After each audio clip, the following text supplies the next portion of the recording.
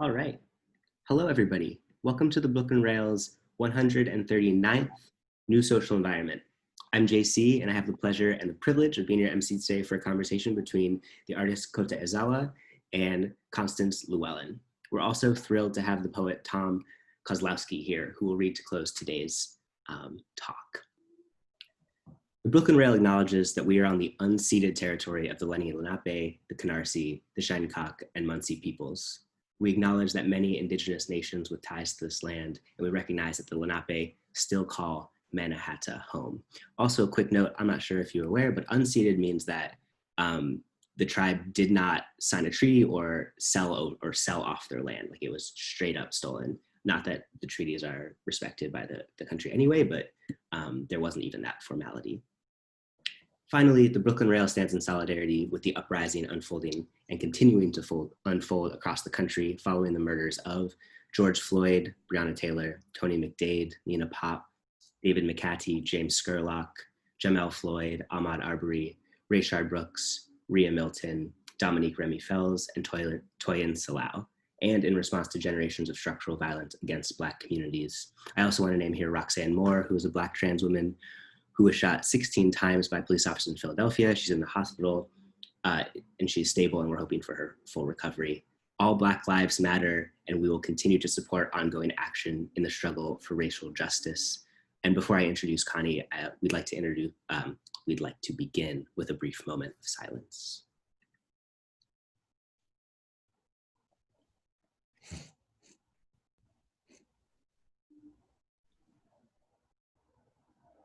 Thank you. And now to introduce today's host. Connie Lewallen is Emeritus Curator at the University of California, Berkeley Art Museum and Pacific Film Archive. As Matrix Curator there from 1980 to 1988, she organized over 75 small contemporary art exhibitions. And as Senior Curator from 1998 to 2007, she curated many major exhibitions, including A Rose Has No Teeth, Bruce Nauman in the 1960s in 2007, and in 2011, State of Mind, New California Art, circa 1970, co-curated with Karen Moss. All of those toured nationally and internationally and were accompanied by catalogs. Her recent books published by UC Press include 500 Cap Street, David Ireland's House, and Bruce Nauman, Spatial Encounters. That one was with Dory Bowen. Currently, she's co-curating with Ted Mann, Stephen Kaltenbach, The Beginning and the End at the Manetti Shrem Museum at UC Davis, the Reese Pally Gallery with Jordan Stein at Cushion Works, San Francisco. Connie is also an editor-at-large for The Rail. Connie, thanks for being here with us. Take it away. Thank you, John. It's a pleasure. And I just want to thank Fong and you and Nick and Catherine and Sophie for this amazing series, and I'm just honored to be a part of it. So before we get started, let me just give a brief introduction to Kota. Kota was born in 1969 in Cologne, Germany. He lives and works in Oakland. His work has been shown in solo exhibitions at the Baltimore Museum of Art, Site Santa Fe, Contemporary Jewish Museum in San Francisco, the Hayward Gallery, Project Space in London, the Wadsworth Atheneum. He also participated in the 2019 Whitney Biennial, and we'll talk about that a little later, and the Shanghai Biennial in 2004. He received a Louis Comfort Tiffany Foundation Award in 2003, a SECA Art Award in 2006, a Eureka Fellowship in 2010. His work is included in collections of the Art Institute of Chicago, the Hirshhorn, the Metropolitan Museum, the Museum of Modern Art, the San Francisco Museum of Modern Art, the Smithsonian Museum of American Art, and the Whitney Museum. Okay, so here we are. Hi, Kota.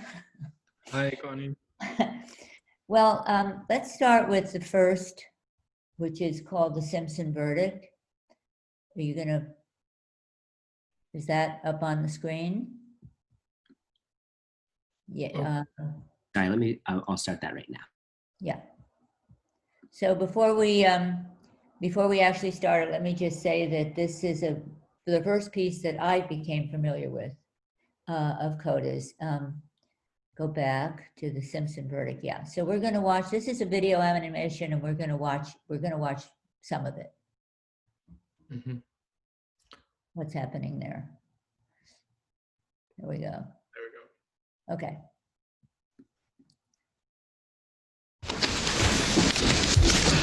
Mrs. Robertson, Superior Court of California, County of Los Angeles, in the matter of the people of the state of California versus Orenthal James Simpson, case number BA097211. We, the jury, in the above entitled action, find the defendant Orenthal James Simpson not guilty of the crime of murder in violation of Penal Code Section 187A, a felony upon Nicole Brown Simpson, a human being, as charged in count 1 of the information. Superior Court of the State of California, County of Los Angeles, in the matter of the people of the State of California versus Orenthal James Simpson. We, the jury, in the above entitled action, find the defendant Orenthal James Simpson not guilty of the crime of murder in violation of Penal Code Section 187A, a felony upon Ronald Lyle Goldman, a human being, as charged in count 2 of the information. We, the jury, in the above entitled action, further find the special circumstance that the defendant, Orenthal James Simpson, has in this case been convicted of at least one crime of murder of the first degree and one or more crimes of murder of the first or second degree to be not true. Signed this second day of October 1995, Juror 230. Ladies and gentlemen of the jury, is this your verdict? So say you one, so say you all. Wow. Well, Kota, let me just back up a little. You came here, that is to San Francisco, in 1994. You went to the Art Institute, San Francisco Art Institute. You got your BA and then your MFA at Stanford. And in 2001 is when you started exploring this medium of digital imagination. And you've used various sources from TV, from film, photography, and so on. But as I said, this is the first piece that I saw of yours, and I think that's true for many. It was in a show at the Yerba Buena Center for the Arts in 2003. So tell us a little bit about how this happened. Yeah, this was not only the first piece that you saw, it was also the first piece that I made in this way. I mean, and I didn't go to animation school. It's a completely made up process. And yeah, it was more like, I would say it was more like a chemical experiment. I had the idea to take a camera recorded image and to translate it into animation. And then I developed this process how to do it, and the subject matter was kind of very intuitive. I thought, which subject should I use? And I thought, I'll just use the O.J. Simpson verdict. And back then, I would not have been able to tell you why I chose this subject. It just landed on my head, and I feel I had to do it. Well, you know, it's interesting because I was under the false impression that you kind of take this imagery and you put it through an animation program and voila, the lines are gone. Instead, you have these areas of color, but you reminded me that no, that's one part of it, but that actually involves you're making many, many, many drawings. So can you tell us a little bit about the process? Yeah, like I said, it's a completely made up process. It's not something that I got from a book or from an animation class in college. So the way I do it is I look at the original source material and I scrutinize it kind of for key images, and I then export these images to my computer and redraw them in this kind of computer vector style, which is also a manual process. Back then I had one of these bubbly iMacs. This was done in 2001. So everything happened on this bubbly computer. And it's really like, it's a very meditative process. It took me about a year to draw this animation because I had no assistants and because I had to do hundreds and hundreds of drawings. So it's a very solitary process, I would describe it. Well, and as you know, I've done dozens and dozens of these animations since then, and this has kind of become a big part of my life, this time that I spent alone with these images and these drawings.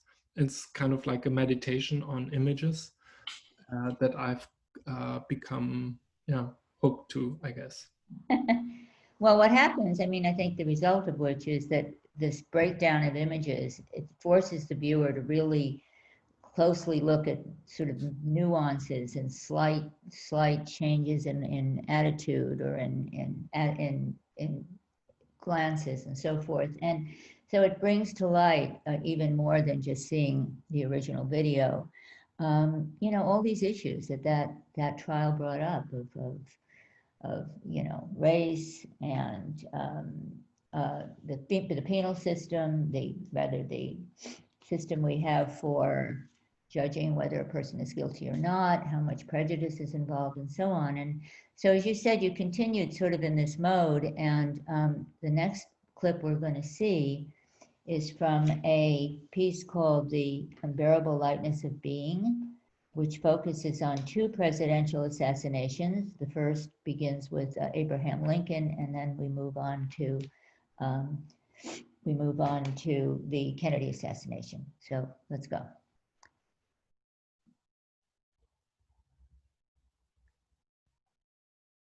And this is silent, right, Kota? Yeah, it is silent. And this imagery, although it is, I originally showed this as a 16mm film with the projector in the room. So the sound of this film is really the rattling of the projector. And then the source is the Birth of a Nation film of 1915. This scene is from the Lincoln assassination, is as seen in Birth of a Nation. And then the Kennedy assassination, which we're seeing right now, is based on the footage of the Zapruder film. Right. And that Zapruder film footage has inspired other works. I'm thinking of Ant Farm's The Eternal Frame that they did with T.R. Usko, and also Bruce Conner, who made a video called Report, both of which were based on this film footage. So even though these are all very different, one from the other, they all function as a way to reinterpret these 2 major historical events. So again, did you think about, you know, I mean, we talked about why you choose what you choose, and you said it has to do with having some sort of punch or emotional response that draws you in. Yeah, that's one thing. So I said that it was completely intuitive with the Simpson verdict. In retrospect, I must say, just going back to that, I feel there are certain reasons that I wasn't aware of why I had to think of this footage so much. The Simpson verdict was the first kind of thing I encountered when I moved to the United States. I moved here in 1995. And then also in the time between undergrad and grad, I had a job videotaping legal proceedings. So I was very familiar with the theater of the courtroom.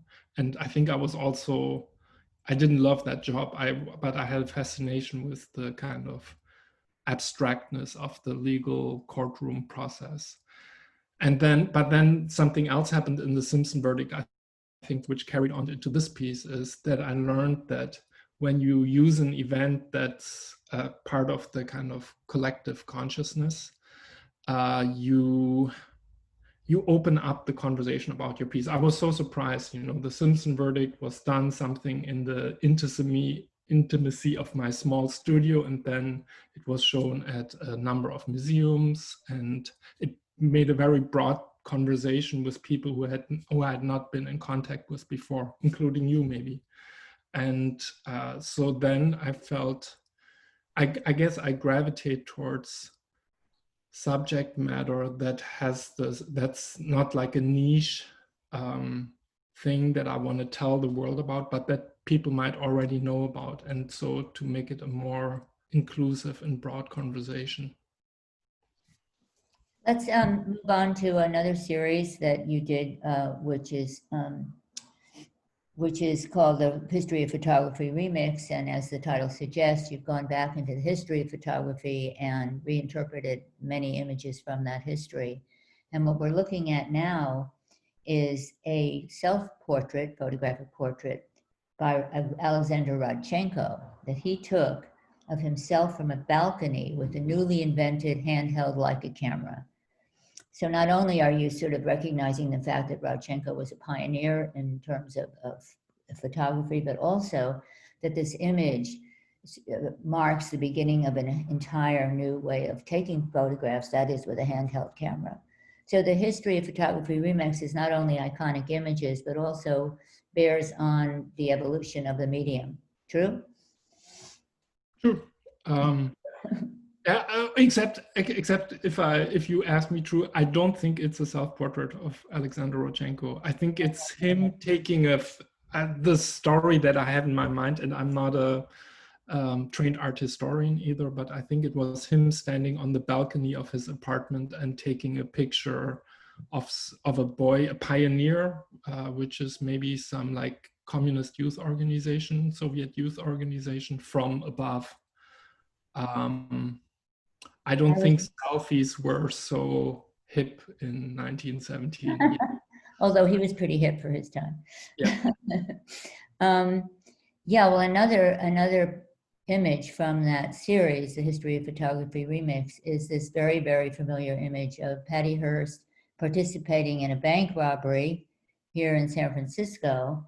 And again, this is a kind of a gripping, iconic image that people saw over and over and over again on their TV.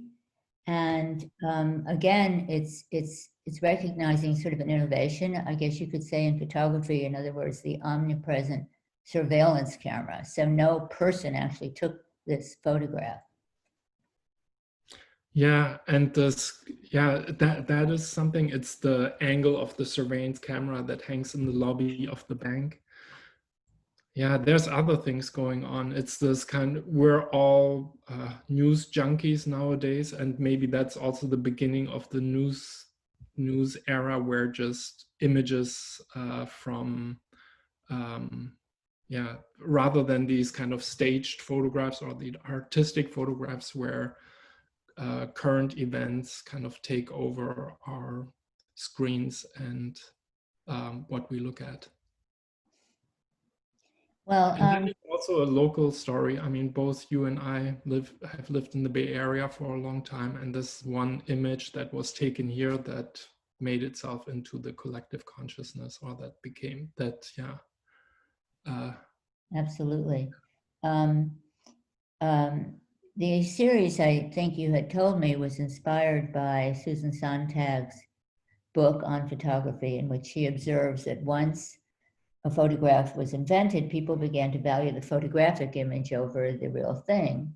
And you also mentioned that you were pretty drawn to the composition of her book, in which she has an anthology of quotes at the end by thinkers and photographers, of course, including Walter Benjamin and many others. And you said something about, I didn't quite get, so now I'm going to ask you. You said something about this being like hip hop. Okay, yeah, I mean, I'm so old that my era of hip hop that influenced me are the really early days, like Grandmaster Flash and the Tribe Called Quest and Public Enemy. So we're talking early to mid 80s. And back then it was really just straightforward sampling. Like the Tribe Called Quest had a rap song where they sampled the Velvet Underground, or Lou Reed, I think it was. And so that is both present in the anthology of quotations by Susan Sontag, where she doesn't, write herself, but just uses the writing of other people to create a text. And I feel that's also definitely true in my own work. And that's why it's called the remix, where I don't go out and take pictures myself, but use the pictures that other people or other machines took to create my own picture show. And Susan Sontag makes another appearance in your work in a piece that we don't have here, but it's an animation, Lenin, Sontag, and Boyce, all three really important artists and socially political activists. So there are other, I'm sure that you have read a lot about the history of photography and the philosophy behind it, Benjamin and Roland Barthes and so forth. So tell me how much of that information informs your work.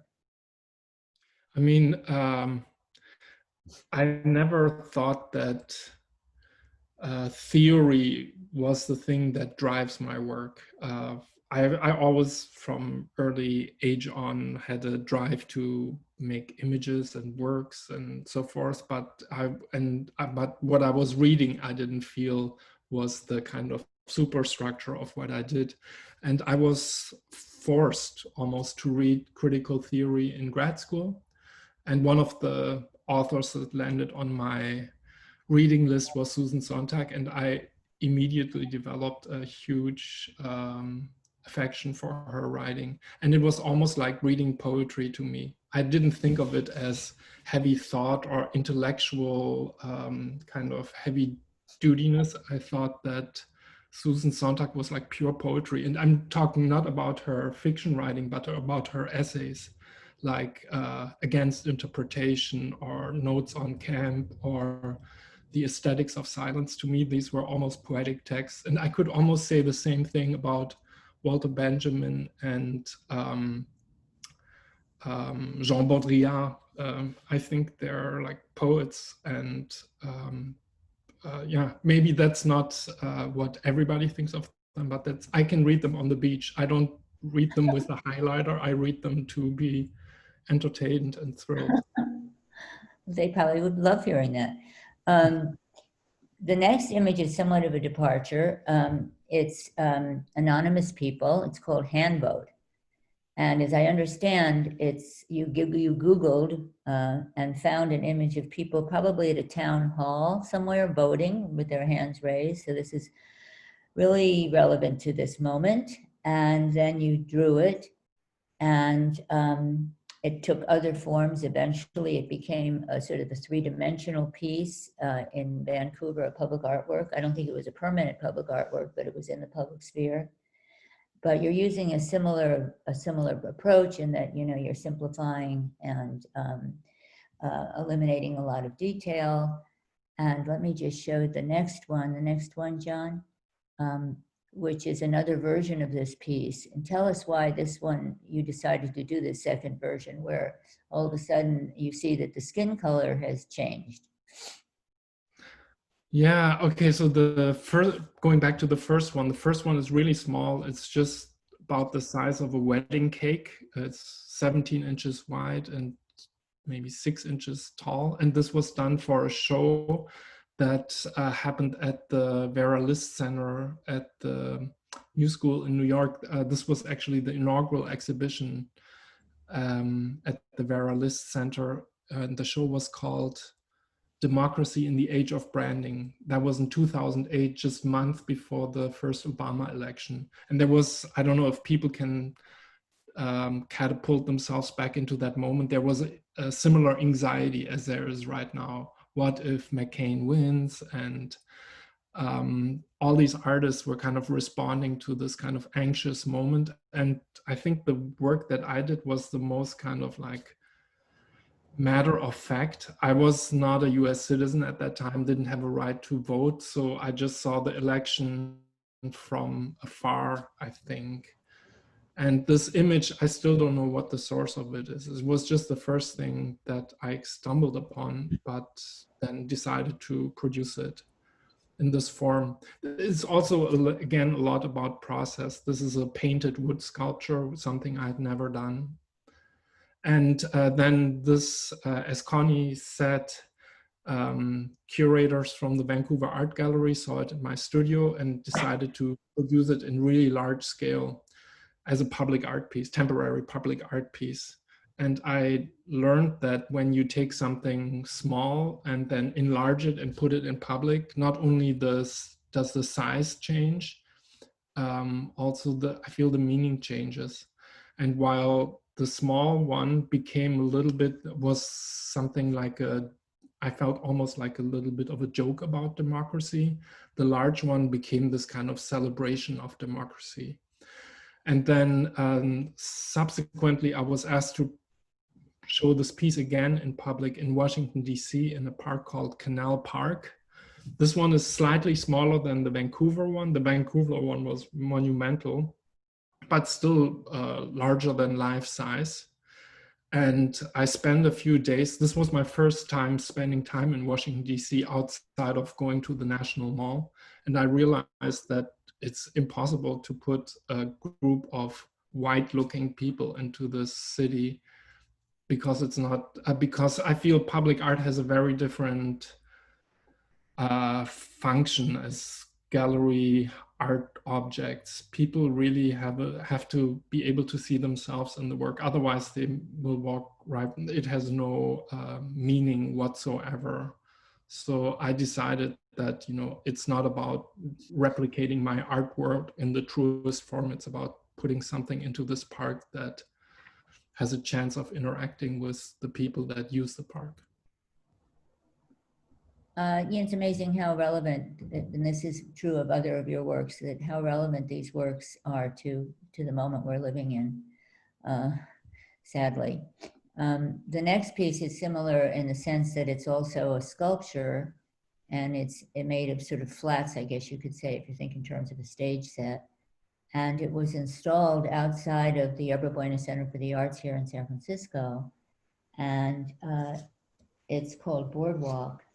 And it depicts the amusement park in New Jersey, and this will resonate with people in New York, that was destroyed when Hurricane Sandy hit the East Coast.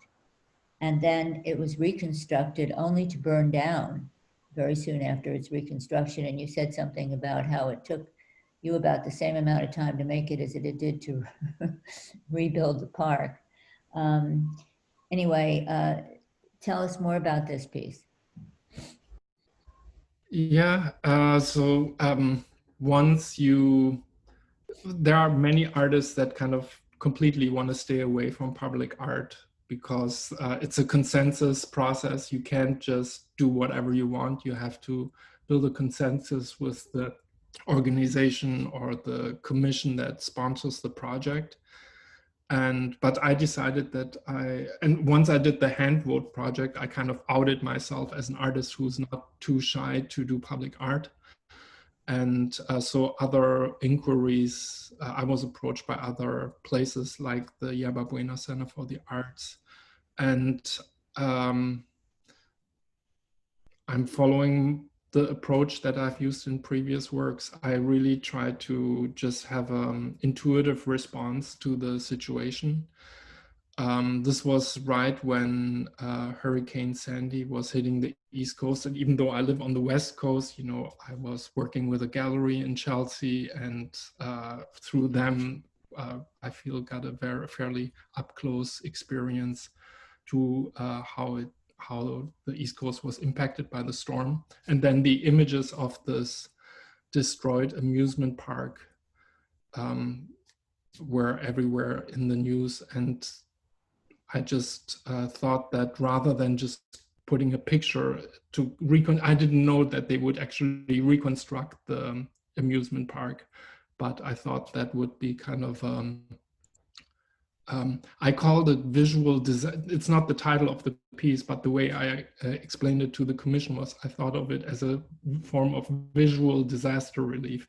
I didn't think that I was actually, you know, helping the disaster by recreating the park, but like at least visually I would help, and was the hope.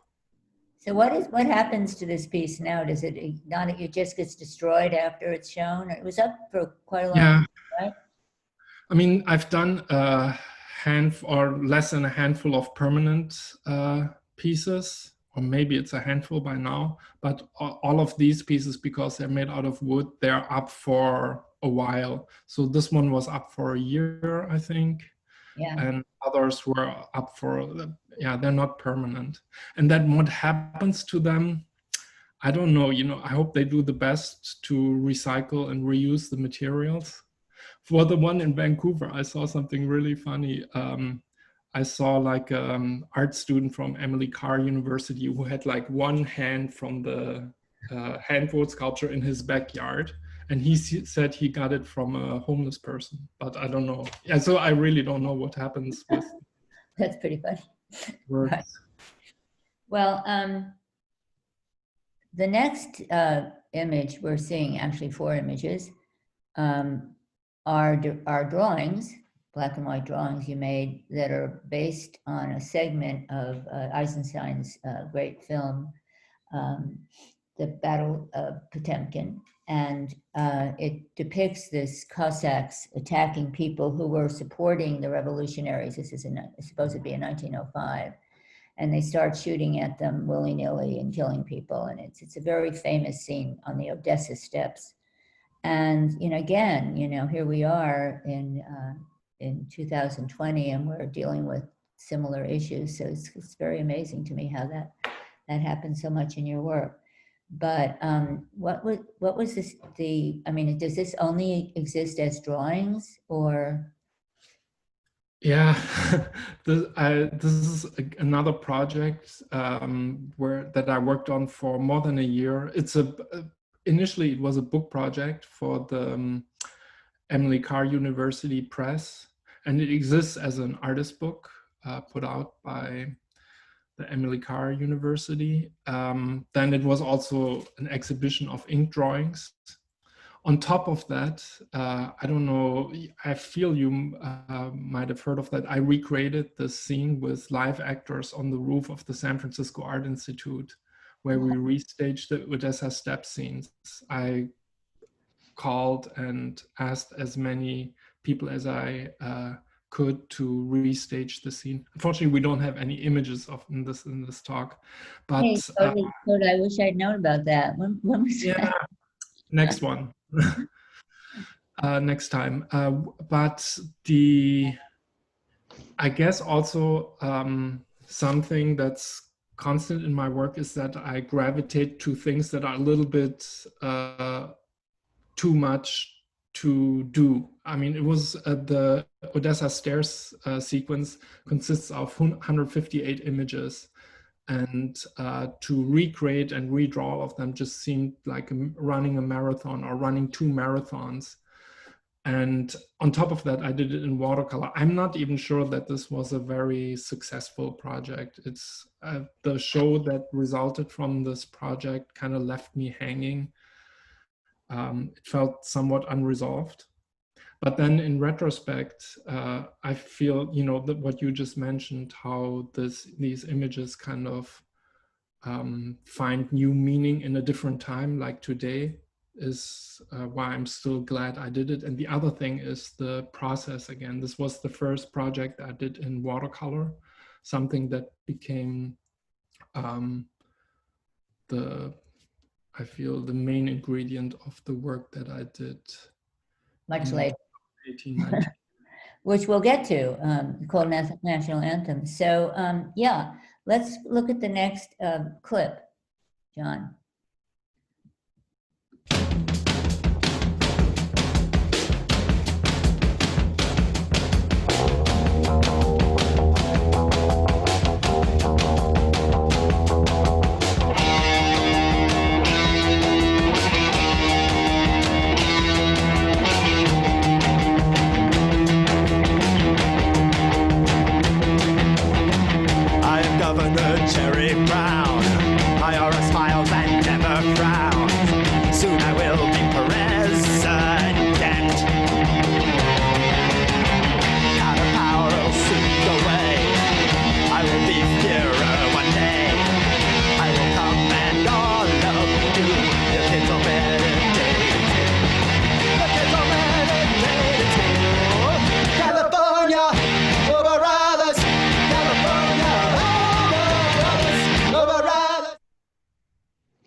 So most people will recognize that the imagery is from the Beatles' first appearance in the U.S. and U.S. television at the Ed Sullivan Show. What was that, 1964 or something like that? But the soundtrack, does anybody recognize the soundtrack? I saw just something in the chat which makes me think people did. So It just says Dead Kennedys. Dead Kennedys, California Uber Alles. So the piece is called Beatles Uber California. So what made you substitute the actual lyrics and song with the Dead Kennedys? Okay, yes, also it's fairly convoluted story. So I made a piece that was a mashup of the Beatles and the Rolling Stones, where I just animated the Beatles and the Stones and had them play at the same time. It was this kind of cacophony. And I didn't, again, I made the piece, but I didn't think it was very strong. And then Rudolf Frieling from SF MoMA asked me if he could show it at the museum. And I said, okay. But then I went back into the studio and kind of like a sense of desperation changed it. And I put the Dead Kennedys and then just had synced the Beatles animation to the Dead Kennedys. It's just a few seconds of the Beatles playing Twist and Shout, and to move the clips so they link up with the Dead Kennedys was just incredibly simple. It's really funny, and I think it has to do that image and sound is like a relationship, like, you know, relationship between lovers or whatever, and they can be very different, and they can still have a relationship. Yeah, I mean, I would have actually thought that would have been the hardest part, is syncing the image with the sound, but wrong again. So moving right along, here we have a composite of the 13 paintings that were stolen from the Isabella Gardner Museum in Boston, and in fact not ever recovered. It was in 1990 that this theft took place. And you have also individual images of these. They're light boxes, correct? Yeah. They're all light boxes. And they're in a book that I have recently acquired, thanks to you, called The Crime of Art, which includes these works and other works that have to do with heists and thefts and so forth. So let's see the next one. There we go, Vermeer. Rembrandt. Rembrandt, rather. Vermeer is coming up. So you said something about how interesting it was that even though this is the first time you're actually working from paintings rather than photographs, that these artists of this moment were so good at their crafts. It was almost like they had the same amount of detail that a photograph would have had. So in some senses, it wasn't all that different. Yeah, that's. I mean, I also later redrew Matisse's painting. That is very different from redrawing a photograph.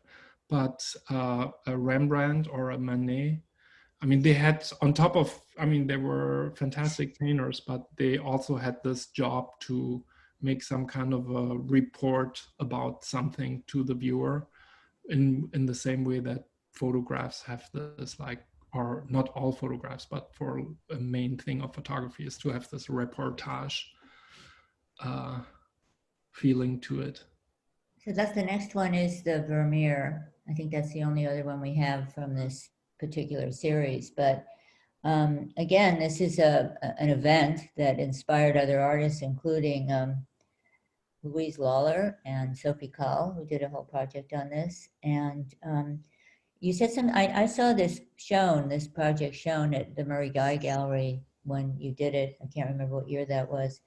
And apparently Louise Lawler saw this also, but she had already been involved in this subject matter. Tell us more about that. Yeah, I mean, I hope I get it right. Louise Lawler came to the opening, and maybe I had met her once previously, but Janice Guy, my gallerist, introduced me to her, and we had a really nice conversation at the opening. And she told me that she took pictures at the Isabella Stewart Gardner Museum. But in contrast to Sophie Kahl, she took the pictures before the heist. And she took one of maybe the last picture of the Manet Chez Tortoni, a painting that was one of the jewels that was stolen at that heist. And she subsequently sent me this picture. And honestly, this is kind of the big reward of being an artist. I'm a fairly reclusive guy, spending a lot of time by myself in the studio, and then just by making work like this, I get to have these really incredible conversations like with Louise Lawler about her project. Was this the first time that you were presenting your work in the form of light boxes? No. So the history of photography remakes was a 35 millimeter slideshow, one of my really early pieces. Right. But then I also right away made light boxes from them. It was also kind of a lucky coincidence. The gallery that I work with in San Francisco, Cheryl Haynes, they had another artist on the roster who was doing lightbox projects. And Cheryl just gave me one of the lightboxes are, you know, at least at the time for me was kind of an expensive format to use for my work, but they had one standing around in the back room of the gallery, and I just made a transparency, put it in there. And yeah, light boxes are very similar to TV screens in a way, which I've been used for decades. So they felt kind of like a logical next step from video to 2D work or still image. Well, the next. Sorry, what I like about the light boxes is this is a, you know, old painting with cracks in the canvas and patina and so forth. And the light box is a very sleek, designy looking object. And I like that while the image kind of stays intact, the light box creates an update and makes it more, brings it to the moment, I find. Speaking of which, the next image is also in the form of a light box, and it reproduces Klimt's Adele Bloch-Bauer 1907 painting, which was looted by the Nazis from the family that owned it, and eventually made its way to the Neue Gallery. I'm sure most of the people looking at this or here today have seen this. It's sort of their prized possession, and it's life-size, correct? Yeah, I did it in original size. Yeah. So you know, it brings to mind, you know, such issues as, you know, really what's the difference between our response to this and our response to the actual painting? Does the painting have this, well, to speak in Benjamin's terms, the aura that's lost in this version? Do you think about things like that? Yeah, definitely. Although I kind of, if I understood you right, I'm very interested in how people respond. There's no prescribed response. If people say this just looks like a cheap reproduction of the original, that's kind of the reaction I have to live with. But I'm always surprised at the responses that people have to these recreations that I make. I'm not sure, this one image, don't know exactly how people feel about it, but oftentimes something really kind of crazy happens. When I did the Simpson verdict, for example, someone I showed it to told me that my version was more memorable than the original version. And that I could take it as a compliment, but I don't think it's just kind of a compliment. It's also pointing at the fact that my versions are simpler than, or visually less pared down. So they're easier to remember, you know, there's less kind of detail to save on your hard drive when you look at this. And so they're like annotated versions. You're sort of distilling the moment or the crux, or, you know, of the actual source into a very, as you said, a very memorable version. This, of course, isn't that, because this is sort of an exact replication. Yeah, although, you know, there's no way. So I had to, even there, so the background, the monochrome background is gold, obviously. And the gold in his painting, and I didn't use gold. I used, you know, the color that I felt most closely resembled gold in my palette that I'm using, but gold behaves very different than this, you know, vector drawing gold that I'm using. Yeah, so moving along to the next image. This is the piece that was featured in the 2019 Whitney Biennial, and I was so amazed because I saw that show, and when we could still go to museums, and you couldn't miss it. As you got off the elevator, was it on the 4th floor? I can't remember, but there it was, you know, very large scale right in front of you. And I think there's next one. Is the next one a video clip from this? Yeah, actually, it's the whole thing. I decided not to cut it. It's just a minute and a half. So.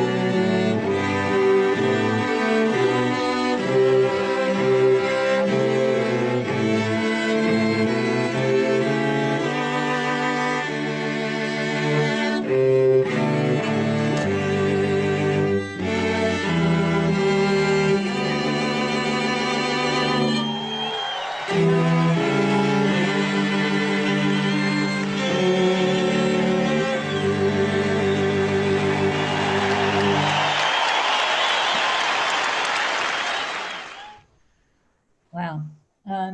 So as I understand it, tell me if I'm wrong, you derived these in, this is sort of a composite. Yeah. It's from many different events. And again, it's from a watercolor that you made. So in that way relates to the earlier Odessa Steps piece that we looked at. This must have been very, very labor intensive. Yeah. Yeah, like I said, it's like a meditation. It's not, it's painting, but it's not painting like an expressive painter who starts with a blank canvas and makes gestural or expressive marks. It's a kind of it's paint by numbers, but my own way of making paint by numbers, a complicated system of making paint by numbers over time. And it takes organization. I have dozens and dozens of little jars labeled with paint names on my desk. And yeah. You used the word translating. Mm-hmm. And this is, in a sense, a translation which describes the process. It's through this work, is that true? Almost in general, correct? For all of them. I mean, yeah, it's also funny. English is my second language. German is my first language, my native tongue. And I find that, so I'm familiar with the process of translating is happening in my mind constantly. I'm constantly trying to translate things that I have in my head in German into English and vice versa, because I spend so much time here. And also images have our languages. Animation is a language, I find, and camera record news footage is a language. And I'm trying to take one language and do it in the other. And you can't always do it word by word. You have to make up for things or change things to make them work in the new language. Well, I found this piece to be extraordinarily powerful. I'm sure I'm joined by many in that. And did you get a lot of response from this? I did. I mean, the Simpson verdict, like I said, was the first piece I made, and I got kind of a crazy amount of response to the Simpson verdict. And I felt and the Simpson verdict was done in grad school, and no work that I've done since then has gotten the response that the Simpson verdict did, but I feel that this one is still getting a lot of response. There's something kind of uncanny happening with, current events. I thought, this animation is based on events that happened in 2016 and 2017, and then it was shown in 2019. It could have already been old news in 2019, but it wasn't. And then now, a year later, it's even less old news than it was then. And I also thought, now these kind of player protests have become very commonplace. This footage of one reason why I wanted to make this animation, because this footage was really suppressed. The NFL didn't want people to see these player protests, and they were only filmed in the first few weeks when these protests happened. And then I feel the cameraman had instructions not to film the players protesting.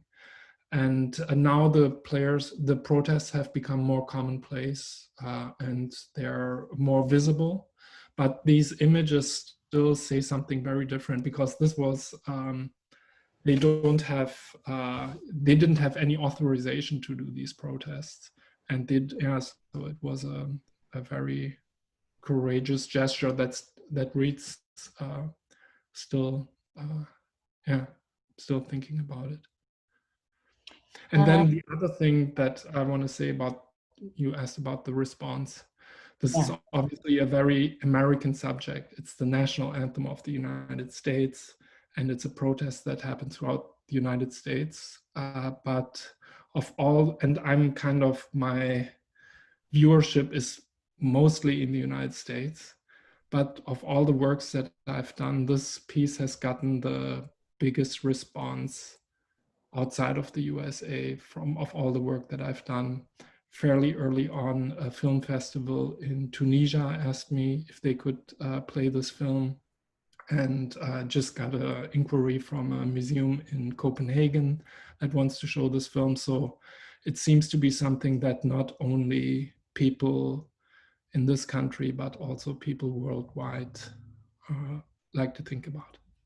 No, that's great. I didn't realize that. That's really wonderful. And other countries have responded to Black Lives Matter in solidarity. So I guess it's something that is happening. And now we have something a little unexpected. You have a show and tell, Kota. You ready?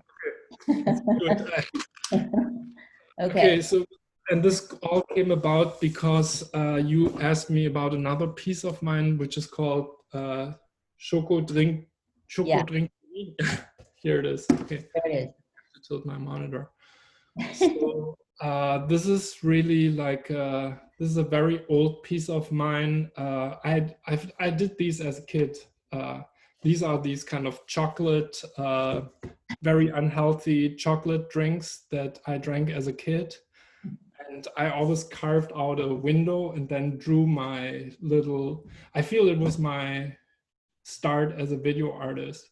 And then the Smithsonian American Art Museum had a big Namjoon Pike exhibition, and they asked me, of all people, to give a little tribute to Pike at one of the events that they hosted. And I was in Pike's video class briefly in Düsseldorf, but I didn't have a close relationship with him. But the one thing that I really remembered about Pike is that he had a lot of humor. He built these kind of TVs. He built TVs out of cardboard boxes and sat inside of them. And so here's Choco Drink TV. And so you turn this thing and then this film rolls. And this is actually my adaptation of last year at Marienbad. L'année dernière à Marienbad. It goes on for long, but maybe we'll watch the first 20 seconds. Anyway, I did a different type of movie for Pike's birthday. And then Smithsonian asked me if they could keep the box, and I went back there once and saw it in a plexiglass vitrine in their media art gallery. This is sort of the low-tech version, of your future work, but it's nice in that, even though you said you didn't study a lot with Namjoon Paik, and I had meant to mention that you did study at the Dusseldorf Academy before coming to this country. Obviously, his work has had an impact, as it has on almost anybody using video, I suppose. But so this is really a lovely tribute to Paik. And I also wanted to mention that at the Dusseldorf Academy, you said one of your most important teachers was a Dutch, I think she's Dutch, artist named Nan Hoover, who actually taught at the Art Institute here in San Francisco briefly. And wasn't it Nan that sort of gave you the idea that you might come to San Francisco, because you said you were looking for a year abroad opportunity, and here you are. Nan Hoover was kind of because Paik lived in New York and couldn't be with his students all the time, Nan Hoover was his right and left hand in Düsseldorf. And she's a great artist of her own, performance artist and video artist. And even though she's a New Yorker, she said, don't go to New York, go to San Francisco. And I don't know, I just took the advice. Well, and maybe, I thought it was good advice. Maybe it wasn't good advice. Yeah, I don't know. I feel we could have a discussion with everybody else here in the Zoom about that. San Francisco is a friendlier place, maybe for a young artist, because it's a small scene and you get to know everybody very quickly. There's not as much fierce competition for show spaces and so forth. But then also it's very easy to be here and be not able to participate in a larger conversation than everyone else. I feel that I've lived here now for a long time, and years ago, I think it was a real handicap for artists from San Francisco to try to gain any kind of national, let alone international recognition. But I think now it doesn't really matter that much where you live, depending on the kind of work you do, and especially your kind of work, which can be translated or shown, anywhere, and in many different ways. So, but the question people always ask is, what are you working on now? So we have one more, I think we have one more image. John. There we go. And tell us a little bit about what this is or will be. You can, it's a video, so you can play it. Oh, it's a video, okay, let's go.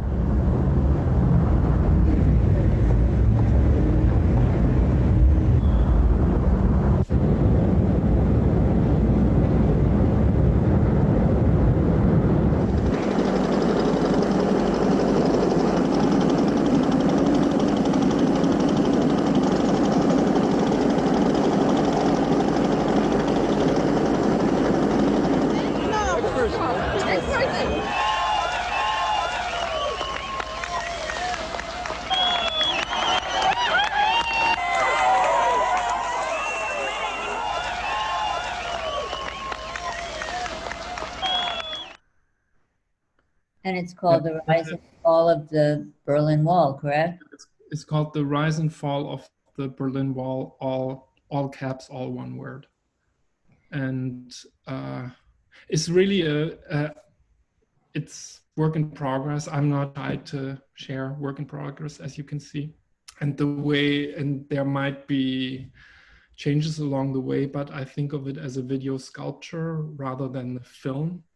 It will be, these two clips will be longer, and they will be projected on either side of an actual brick wall that I'm building in my studio and possibly in other places. Well, again, I mean, even though this doesn't refer to the wall that we have heard about so much in the last few years, but it's about walls, It is. And, in that sense, it's again something that we're, it resonates with this moment. I thought about that. Obviously, wall is a on people's mind because of the administration, but it's also, what's also visible in this piece is a popular uprising. Yeah. I was, you know, I lived through this moment in 1989 I can say it has had a very different flavor of what's going on right now. But it was a popular uprising that came out of demonstrations by people who went on the streets every Monday night. And Where were you then? You were a student then? I was just beginning college. Uh-huh. And I think I was already in Düsseldorf, yeah. Uh. Or just about to go to Düsseldorf. Well, that's sort of the last image we had, but unless you want to say something in closing, Kota, I thought maybe this would be a good time to entertain questions. Yeah, if there are any, happy to. Yeah, we've got some questions. Thank you, Kota and Connie, for that conversation. I think it's really interesting the way that your work slows down, takes like news things, but slows them down and kind of breaks the cycle. And I think it's a really, especially right now in this country, I think it's a really important exercise. And I think seeing the national anthem piece is really powerful. So thank you for your work and for sharing some time with us. Our first question comes from G.E. Schwartz, who, let's see, G.E., if you're ready, I will prompt you to turn your microphone on. Okay. Greetings all, and thank you for this opportunity. As your art serves to arouse feelings, is the perception of it with the senses to be included amongst those feelings as a kind of transfigurational event? Thank you. Okay, let me see if I got this right.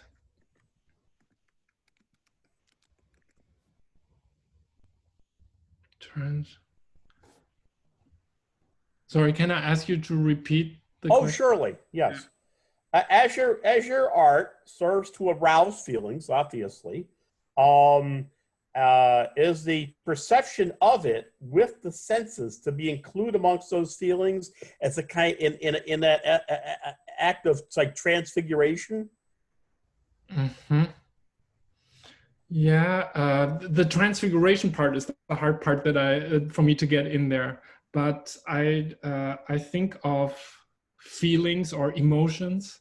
I'm not a psychologist or behavioral scientist, but I think of feelings and emotions that you have while you're watching a film or looking at an artwork or listening to music as physical responses. I obviously also think of looking at this work as a physical response, and the sensual part of it is very important. The sensual part of it is also the one part that's the hardest to put in words. I think very much of it has to do, one of the tools that I have as an artist is the use of color, and color is very important, and there have always been kind of commentary about the palette of colors that I use. People have said that they were muted, you know, that I use very rarely like a bright orange or a bright green, but mostly colors that are somewhere in between. I know that also from painting watercolors. I always have a very dirty watercolor palette, and I like colors to get dirty. But then on the other hand, my father, who's Japanese, always points to the fact that I use the color blue a lot or very kind of effectively. And I think that, yeah, blue elicits a certain physical response that is part of my work. Oh, that's interesting. Like the jacket of Johnny Cochran in The Simpson Verdict. Awesome, thank you, Kota. We're gonna jump next to Lynn Crawford. Lynn, I'm gonna prompt you to unmute your microphone now.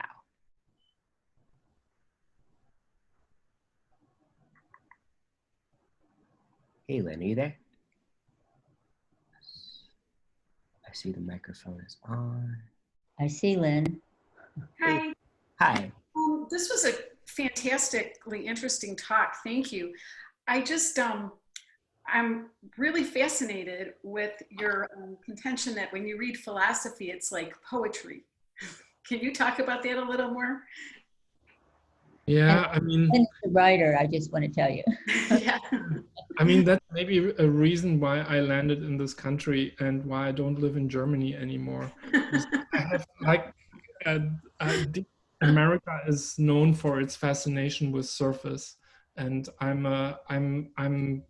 have to admit I'm kind of I like surfaces, and I think surfaces are as deep as what's underneath surfaces, and so. For example, I really enjoy the writing of Jean Baudrillard. I can't say that I understand what he says. I have to, but I feel understanding is overrated. I feel that he makes me laugh out loud, and he makes me think, and I carry on his words without necessarily being able to explain them. I also think of critical theory. For example, I'm a college professor too, and as a college professor, you're oftentimes asked to, do kind of reading and writing with your students besides looking at work and making work. And I often ask my students to recite texts by Susan Sontag or other writers over music. So I put on jazz music or electronic music and have them read it into a microphone. I feel they have a easier time reading critical text with this kind of ambient soundtrack. And then you realize that there's kind of and I'm not the first one who says that critical theory is a form of rap also. Mm-hmm. And Jean Baudrillard famously performed together with Tupac in Las Vegas, and I forgot if it was Deleuze or Guattari who talked about teaching as a form of rapping. Mm-hmm. It's funny, I was also just thinking of Thomas Bernhard, the Austrian writer, mm-hmm. who writes without, there's no line breaks or anything, and it's almost like an atmosphere. It's almost like a landscape at a certain point. Yeah. Yeah, and the other thing is, I'm a very, I don't know, I think of myself as a very normal person. What I do in my day-to-day life is not very different from what many other people do. And I'm not a heavy-duty intellectual. It's not that I spend my whole time reading Baudrillard when I'm not working. I also watch soccer on TV and so forth. But I grew up in both of my parents have PhDs, and my sister has a PhD too. And I think that helped me not to be kind of like, have this, or to be so awestruck by intellectual discourse. I felt that was going on at my breakfast and dinner table as a kid. So I never thought that intellectual discourse is this thing that you have to aspire to, or that it was going on all the time anyway. Yeah, you use it, so thank you. Nice, thank you, Lynn, and thank you, Kota, for that. Our next question comes from our very own Nick Bennett. Nick, I'm gonna jump to you now. Thank you, JC, and thank you, Kota and Connie.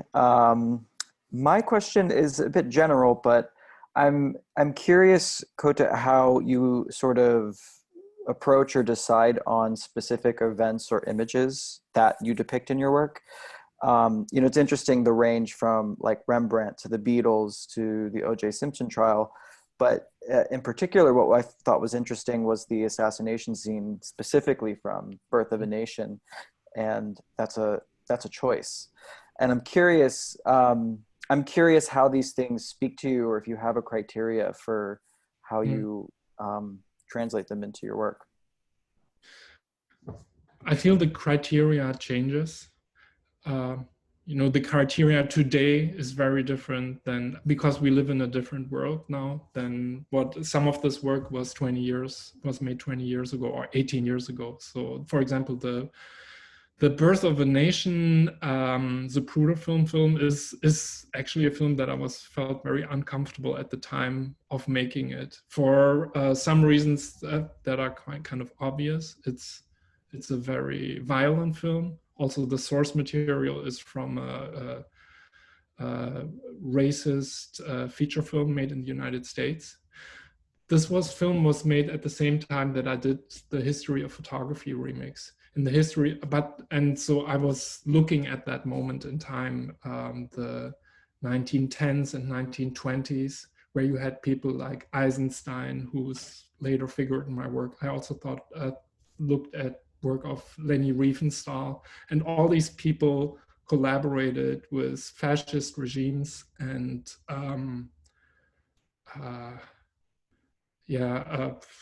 ideologues that are now have proven to be kind of tyrants of the 20th century. And I don't necessarily, my work is not about that, but back then I decided not to keep that off limits, to include that in the body of work.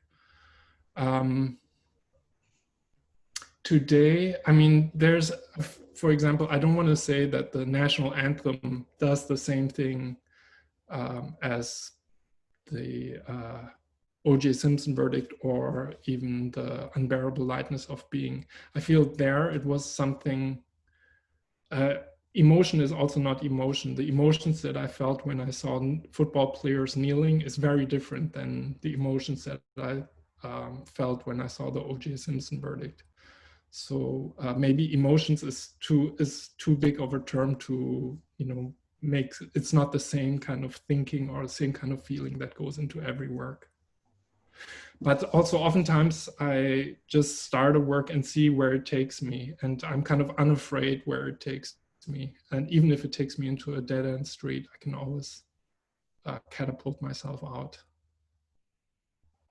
But you have said that the images that you choose, first of all, they're recognizable in most cases. They're images that people have seen one way or another, and they do have some kind of an emotional pull. I probably should think of a better word from emotional, but they do, you know, people respond viscerally to these images. Yeah.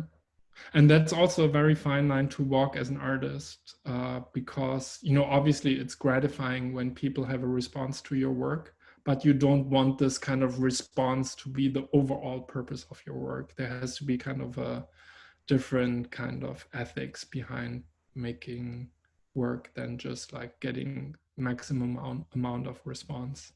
Right. Thank you both. Thanks, Nikki, for that question. Our next one comes from another Rail team member, Cal. Cal, you're on top of it. Awesome. Thank you, JC, and thank you, Kota, for sharing your work with us today. It's been really, really wonderful to see it all. My question kind of follows up from Nick's question, and it has to do with the fact that the earliest work that you showed today was from the mid-90s, and then going from there, I was wondering how the subsequent rise of the internet as the most popular tool of the dissemination of popular imagery that you work with affected your practice and affected your choice of imagery shown. I feel it made my job easier and harder at the same time. For the Simpson verdict, I had to contact Courtroom TV to get a VHS tape shipped to me, which I subsequently digitized. And then, you know, nowadays I just have to kind of grab footage from the internet. So that step became easier. But then with this and I'm thinking of early found footage artists like Dara Birnbaum, the same way, like she said in an interview once that she had to go to a TV station and ask for a TV tape to do Wonder Woman transformation, or her famous piece from the 70s. So that definitely became more convenient. In the end, you know, there's a lot more choice, which is kind of dizzying, and you can always, but in the end, it also didn't change so much. I feel these pieces could have almost been done without the internet. I'm using the same software that I'm used in 2000. No change there. I mean, the internet changes our consciousness, and we're all on the internet right now. So that's a change, but that's not only affecting me, but that's affecting everybody. Don't know if I have any other super clever things to say about the internet, because I'm kind of I mean, for example, I'm not active in social media. I never had a website. I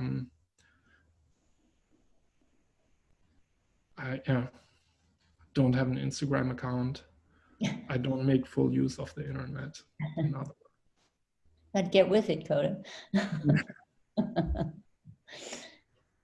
Nice. Thanks, Cal. And thank you, Kota. I'm not sure if anyone has a comprehensive answer for any internet question. We're all too deep into it.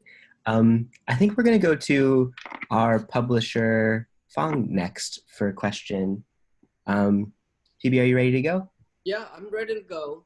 Thank you, Kota. Thank you, Connie, for a wonderful conversation.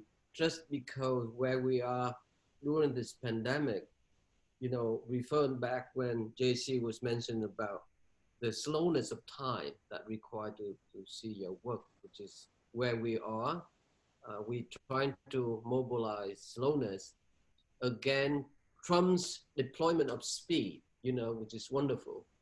But when you reference the great film, which I saw when I was barely 6 years old, the last year of Martin Barr, and then I went to see it again when I was a bit older, and then finally when I went to college, took the film class 101, and I saw it again.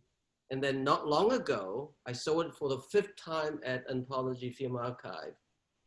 And it was so wonderful to see it. And I at once realized how great Resnick was as a filmmaker. But more importantly, we tend to forget the screenplay is by Alain Robbe-Grillet. And Robbe-Grillet is one of very good friend with Brian O'Doherty also. So my question is it's really about new novel movement in France, who he became part of. You know, the new novel was very popular in the 60s, but then it sustained until the 80s even. I had this conversation with many people about it, particularly with George Bazilla, the publisher who published Nathalie Sora. I'm asking 2 questions here, Kota. Let's try to frame it first. First of all, you know, the experimental animation filmmaking with exceptional field. We could go further back as Hans Richter, for example. But the person I'm thinking of, 2 particularly, because I got to know them a little bit, is Jordan Belson and Robert Brea.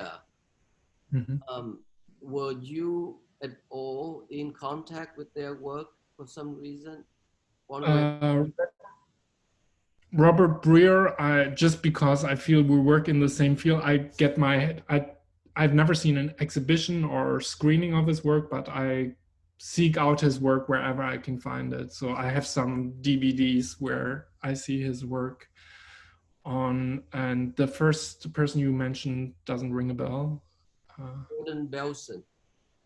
Okay, I'll check him out this afternoon. I trust your taste very much.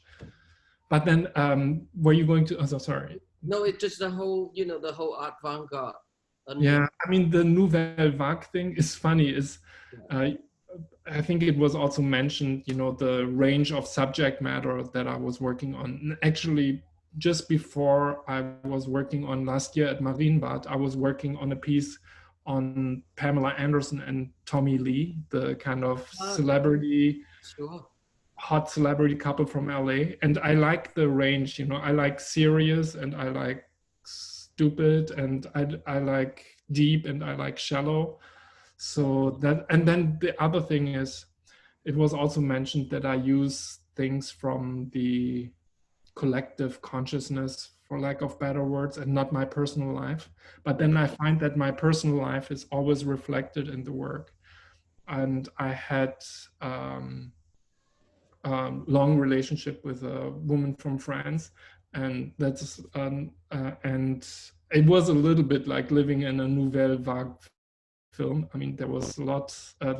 I feel through this relationship, I understood the works of René also very differently. And I'm also a big fan of Hiroshima Mon Amour.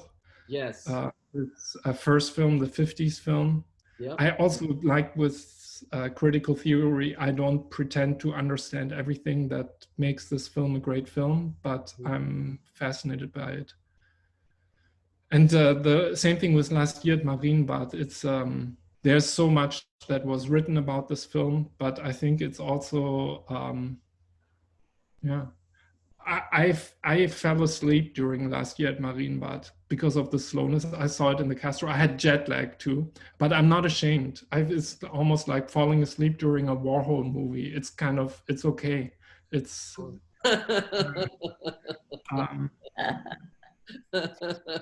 absolutely. Okay. Well, thank you so much for coming and sharing with us.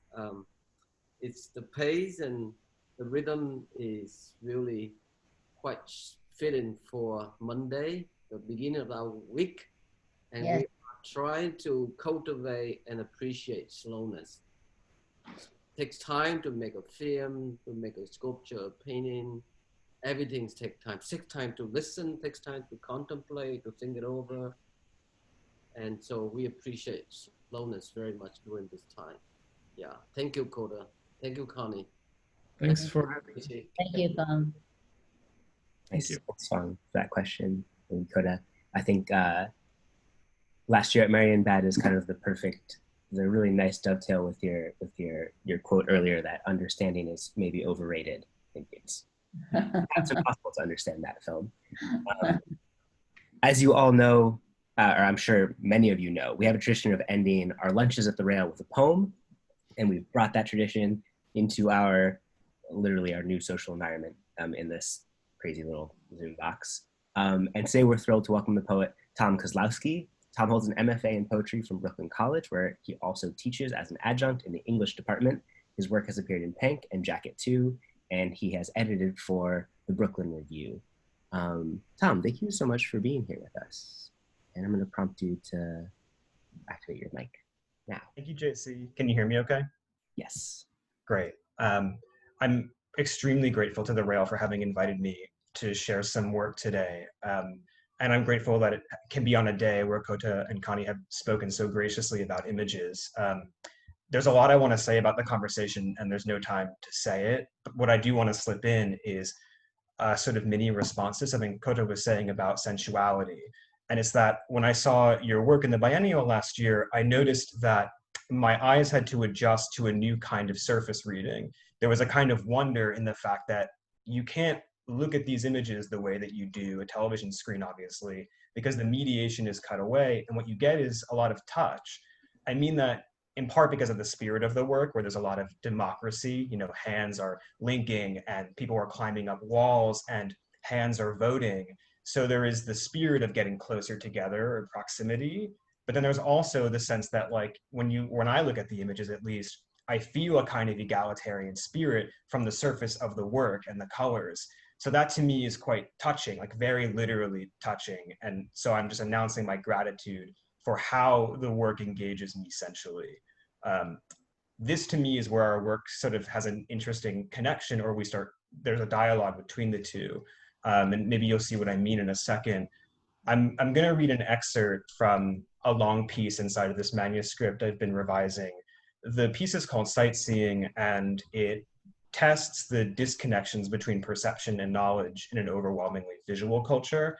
And this interrogation comes out in part because I am somebody who, with so little vision at all, I find that my own relationship to the surfaces of reality is quite vexed, and that there's always a political or ethical dimension that gets opened up by questioning the bond between seeing and knowing, which is, as Kota's work reminds us, very different when you step back. So this piece moves really, really fast. So I thank you for bearing with me while I read it and take like big breaths here or there. From Sightseeing. Without an iPhone camera to extend my face to her, a cul-de-sac distills a trace of everybody's dreams. In pre-dawn shades of turpentine, they pass on slightly bigger ordnance to sweep the plaza, stamp out camel blues, and rehabilitate his perfect wreck. Face backward on a crosstown bus, a child asks what happened to me lately, wondered whether his whole life had not been based upon an accident. I beg to buffer, power flickers as they steal a glance and speak to me in safety blankets. Starry killjoys drop the hammer on what ugly produce fit. For Monday's Caesar salad in the lower dining hall, where students laugh as Connor tangles cane in handbags, lapsing astigmatic, planned demand shocks, a split lip. I didn't say a thing, stab pen to thigh, pretend to read as proof I can participate in federal non sequitur, beg for different bodies slip at ghost velocity right through my fingers knit October air. An iron cage I made myself in basins caked with sweat across New Brunswick. He persuades those girls to dance with me until I learn which men I trust dependent on the way they touch in public. Blossom hot astonishment, got lost in fact, a lifetime cashier dials 911 on me for winking for 3 days or weeks. I wouldn't leave the house without synthetic aviators. Pinwheels barely turn, a tabbed horizon jams up memory, is changing faces on a break, put fists to drywall, idiot, change the facts to make a web of luminous threads, my wasted love, whose fault is that, new iris wrapped in kitchen foil, tear the drapes, a siren paints, while through the bars, I feel they're making beautiful decisions over there. Show me where it hurts, put tongue to roof, and force out speech from blistered rooms concealed in indigo, afraid face down in pools of sweat. Am I that damaged, goading blue light over dive bar toilets? I'll do anything. She asks me to explain my face, or else this day is over. Easy does it now. Who's making eyes pop out? Persistent fetal vasculature. Someone like you should accept that whatever is less than edible pesto glue at Cafe Reggio. Just let her in. And Aqualine with blue belt, always down to suck a wound division. I play dumb in hot chiffon, humiliation, rush delicious. Grafting barely hidden pity, fuck on burning face to paddle hit. It's what I wanted to deserve. Someone's disgust pawned off off-white, discharged down to crippled pride, the stench of death from Sharpie labels. How would I define my problem in the future? Wanting everyone to get in gently now, Shibari waxing moon. Hayek watches pay-per-view while in the other room I try to make myself as true as woodcut saints from Venice and would carry in her pocket to the cute regime. Object to sovereign love while under spell of gothic oils. Didn't see it coming when she hits me without asking. Sublunary bruises, slowly geese fall out of the sky. To gauss her shadow, mask the burn. I left her nightgowns on the porch, stellated as a traveling hand upon the dew-slick latch. Come in. I'll tell you all about it, over curried lentils, spoon from mouth to Katie's mouth. I fall into her arms along a pollen balustrade, braid and miff to balm for days apart. If gratitude for pain endured is wrong, I'll never write again. Stay here, we'll cut your hair. Before her features start to settle into place, I have to blink with retinal scars on silver halide, blow up vitreous humor, spreads phlegmatic jam on tongues of flame, all tenor. What you see is what you swipe away. To feel desired is a way to feel more open-ended, throttle endless honeycomb. Appetite can tessellate in big attention, alabaster burst. The words she said across a plane of infinite white-hot light, I breathe this little rattle we call thinking. In a wave of blood inside the Met, Joe Minter's sculpture reaches out to seize the shovel threnody they left behind to rust in southern rain. The portal opens, back away to see with Katie's glasses how it's really people twisted up in wrong time, rises from a closed throat's lemon peel. The stratus clouds will spit right back and open mouth off at the feety skyline, branding serif on me bubbling red. 7 voicemails left unanswered. Everyone gets closer as we hurtle to the bridge, misfire. Ganglion cell layers, so tired of my irradiant squint at river's silver tallow. Heart cranes, parted lips still whisper underwater in a phantom transfer. I tell Katie it's this blurriness that helps me surface words that don't exist, but someday might appear to settle treaties between red and blue, eye and ear. Why choose it all, she says, when you can touch the flame kept rolling until dawn. Avec le foie, the cloth around the crown is pained on mauve. Now let me be your sieve, she says. Make belief as faceless earthworms trouble through an apple. Even you can fumble for an active verb at night. Thank you for listening. Thank you. Wow, thank you, Tom. That was amazing. Thank you, Connie, as well, and thank you, Kota. Lots to think about today and lots of lovely things to look at, and a great way to start the week. Thank you also to everyone who came out today. You can join us tomorrow, same time, same place, for a conversation between the painter Susan Freecon and artists/writers Joan Waltemath and our very own Lewis Block.